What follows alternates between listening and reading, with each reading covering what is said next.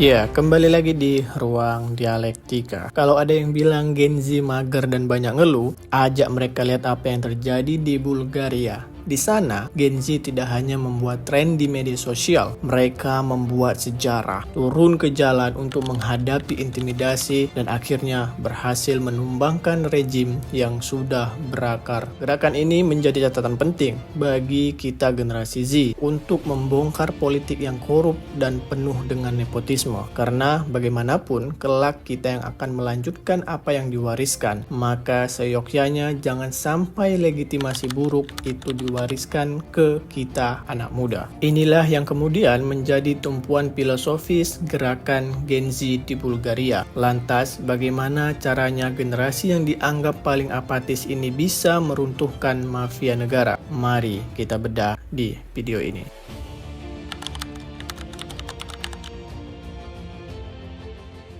Sebelum kita bahas gimana Gen Z menumbangkan rejim pemerintahan Bulgaria, mari kita diskusikan sedikit tentang negara ini. Bulgaria berada di wilayah Eropa dengan berbatasan dengan 5 negara, Rumania di utara, Serbia dan Makedonia di utara barat, Yunani dan Turki di selatan, serta Laut Hitam membatasi negara ini di sebelah timur. Bulgaria adalah negara sekuler yang berpenduduk sekitar 7,2 juta jiwa. Sebagian besar penduduknya menganut gereja Ortodoks Bulgaria. Adapun agama lain yang dianut adalah Islam, Protestan, dan Katolik Roma. Bulgaria juga dikenal sebagai penghasil yogurt terbaik di dunia, juga dengan bentangan alam yang masih terjaga. Negara ini terkenal dengan produk bunga mawarnya dan mineral spring water. Untuk sumber daya alam juga lebih kurang sama seperti di Indonesia, memiliki kekayaan alam dari batu bara, mineral, pertanian, kehutanan dan sebagainya, sehingga layak menjadi negara yang sejahtera. Nah, di sini kemudian letak masalahnya. Secara statistik, Bulgaria konsisten menyandang gelar negara termiskin dan paling korup di Uni Eropa. Negara ini bukan lagi dikelola untuk rakyat, tapi disandra oleh jaringan kecil oligarki, institusi hukum, media, hingga ekonomi dikuasai oleh mereka yang punya koneksi. Di Bulgaria, hukum hanya tajam ke bawah, sementara para elit hidup seperti tak tersentuh di puncak menara Gading. Posisi negara yang terus dihantui kemiskinan dan korupsi di mana-mana akhirnya sampai pada puncak klimaks di kalangan masyarakat, terutama generasi Z yang menilai sepertinya tidak ada masa depan di negara ini. Pemicunya, pada akhir November 2025, pemerintahan Rosen Zelyaskov mengusulkan rancangan anggaran mencakup jaminan sosial dan pajak atas dividen untuk membiayai pengeluaran negara. Sebagian dari pengeluaran itu dialokasikan untuk kepolisian, dinas keamanan, dan peradilan. Nah, masalahnya, lembaga-lembaga tersebut banyak dibenci oleh warga Bulgaria selama bertahun-tahun, seiring peringkat negara itu menjadi salah satu terkorup di Uni Eropa. Walaupun ada upaya anggaran ditarik kembali, namun kemarahan publik terus berlanjut. Apa nggak pening ya kan? Disinilah kemudian protes meningkat tajam. Gen Z berperan melalui media sosial dengan memobilisasi massa di TikTok dan Instagram.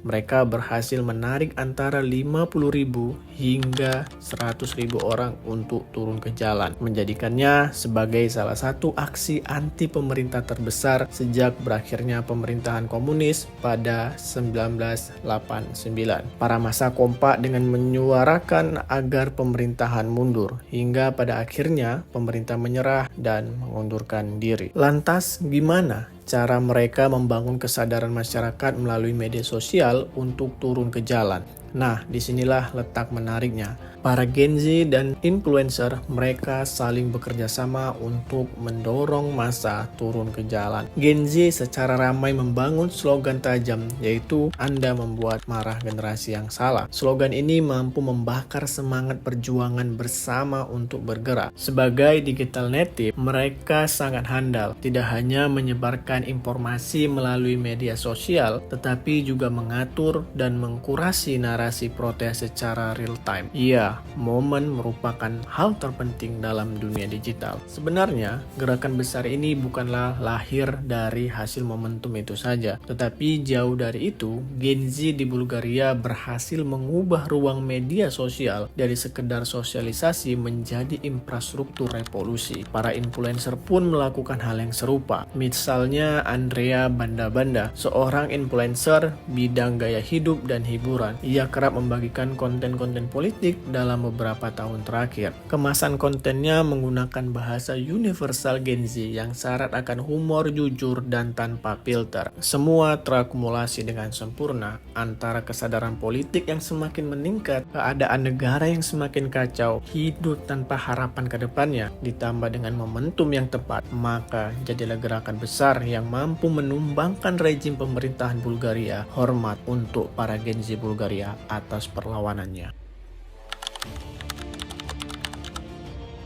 Pasca runtuhnya rejim, kini Bulgaria menghadapi tantangan besar untuk kembali menata pemerintahannya, terutama posisi Bulgaria di Uni Eropa yang semakin hangat dibahas, apalagi persoalan penggunaan mata uang euro pada awal tahun 2026 nanti yang menuai perdebatan publik. Kini Bulgaria akan belajar dari kesalahan untuk mempertimbangkan lagi suara rakyat, karena suara rakyat adalah suara Tuhan. Berbagai persoalan yang hari ini menjadi tantangan harus diselesaikan dengan pertimbangan kejujuran. Apapun itu, ini merupakan langkah strategis bagi banyak negara di dunia untuk mempertimbangkan lagi peran Gen Z. Pemerintah yang korupsi dan nepotisme tinggi menjadi warning agar tidak kemudian bertindak sewenang-wenang dengan merasa paling berkuasa. Gen Z Bulgaria mengajarkan kita arti muak terhadap para politisi yang korup dan oligarki yang terus menyedot kekayaan negara tanpa mempertimbangkan masa depan yang akan kita jalani. Sudah saatnya generasi muda ambil gerakan yang strategis untuk menjamin masa depan kita. Kami dari tim Kebetulan Sarjana pamit undur diri. See you.